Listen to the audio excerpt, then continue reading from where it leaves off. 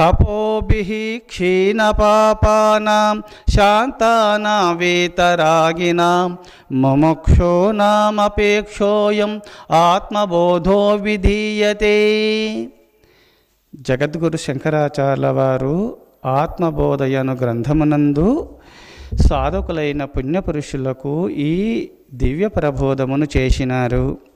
ఓ మానవులారా, తపోభిక్షీణ పాపానాం, తపస్సుల ద్వారా సమస్త పాపములు తొలగించుకున్నటువంటి వారలు, శాంతానా వీతరాగినాం, శాంతం వల్ల రాగద్వేషాదులు తొలగించుకున్నటువంటి వారలు, ముముక్షూనామపేక్షోయం, మోక్షేచ్ఛ కలిగినటువంటి వారికి అట్టి పుణ్యపురుషులు ఆత్మబోధో విధీయతే, ఆత్మబోధను పొందటానికి అధికారులవుతారు అన్నారు జగద్గురు శంకరాచార్యుల వారు.